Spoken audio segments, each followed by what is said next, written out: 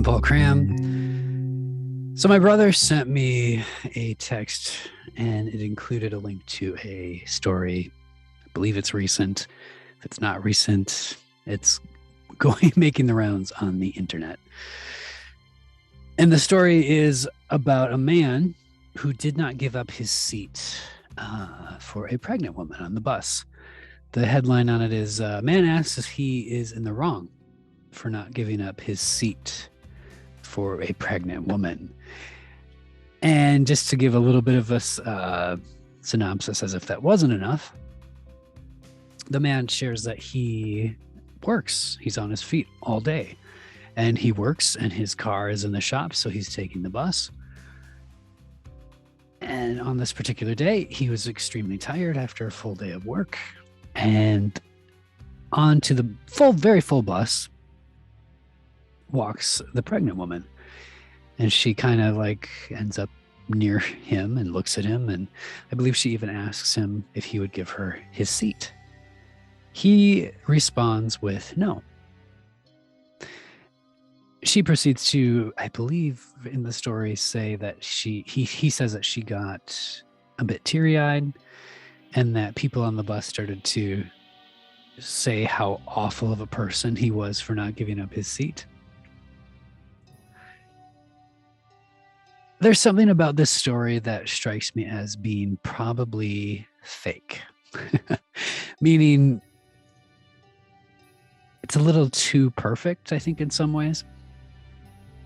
But it brings up a lot of good questions, and maybe that's why whoever put it together, because it raises questions of chivalry, it raises questions of the role of men, and it raises questions of the role of women and comfort. And I keep thinking of chivalry and how are we supposed to handle that and deal with that in the current culture, and to use that phrase or that term, zeitgeist.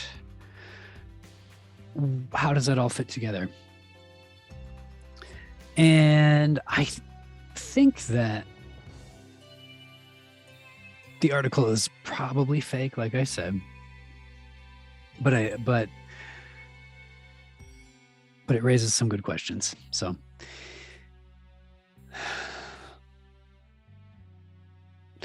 my big question is not necessarily like if he is in the right or if he is in the wrong, because I've been thinking about it a little bit, and I'm like, what would make it right for him to do this? What would make it wrong for him to do this? And it sent me down that thought rabbit hole of what is chivalry, what does that look like, and why? Why do we have this idea in our current culture that men should give their seat up for women?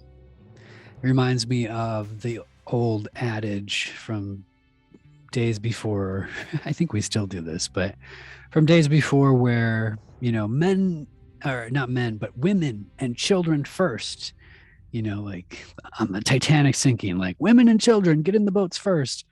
And men generally take on that role of danger and the harder, physically harder role in general. Why is that? I'm going to bear with me because I'm going to go a little bit on a rabbit trail of thought. And I'm going to just refer to, I had looked this up, I'm going to refer to a note. The U.S. women's national soccer team, I believe it was 2000, let me double check here, 2017 it looks like. They played a group of young men. They're teens, and I think that they're all around the age of 15 or something like that. And they had a scrimmage, and the boys won the scrimmage, which you can argue like maybe the women weren't playing as hard as they usually do for their Olympic team. Does that totally matter? I can't think of a men's team that would probably not beat the boys if they were playing them in a scrimmage. I just don't think that they would let that happen. Which points a little bit to an interesting thought I have about women. And I'm hopeful that people aren't thinking that everything I'm going to be saying is sexist, but I do think it's a good conversation to have. I bring up the women's soccer, the article and that note about the boys winning and beating the women, because this is Olympic level players losing to 15-year-old boys. It points to, and it begs the question of why did that happen? And I just have to say, like, it's testosterone. Come on, people.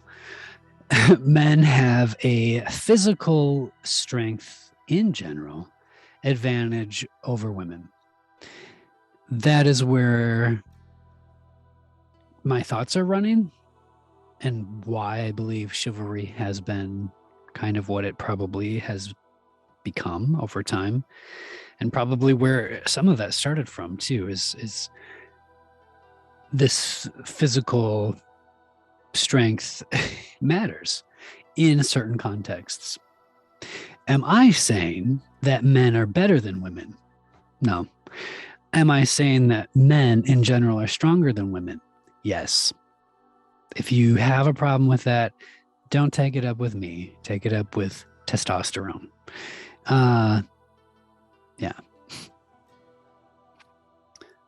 So that's where my brain went as far as like kind of going through the whys of some of this, and why would we think in our current culture and society that this gentleman is in the wrong? Like he said, he worked all day and he was tired and his feet hurt. It doesn't say what his age is in the article. I'd be kind of curious to know what that was. It doesn't necessarily say the age of the woman. We can make certain assumptions. The article, again, some of why I think it was fake was because, the woman is riding a bus pregnant and she is a single mother, apparently. And I don't know, some of it rings a little bit false to me. although real life is stranger sometimes than fiction. So there is that. Do I personally think that he should have given up his seat? Yes. Have I been conditioned to believe that? Yes. Do men face an interesting thing in our current culture where it's hard sometimes to know what to do? There are women, oftentimes, that I've come across who do not want me to open a door for them. So things like that start to change the culture in a way, change the norms, if you would. And I do believe that some of the norms that exist should definitely be challenged and definitely be shifted, and we can grow beyond them. Getting up and giving your seat to a pregnant woman is probably not one of them that should change. Yeah.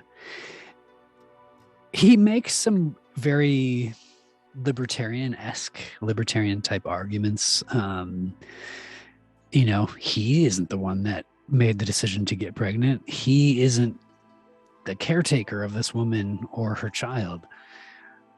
He rudely in the piece as well, he brings up there's abortion, there's easy access to abortion. This shouldn't even be a problem for me to take on in our current culture.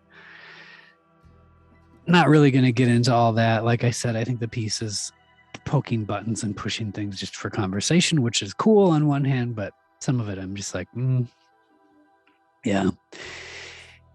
So I don't know that I have anything more to add to that.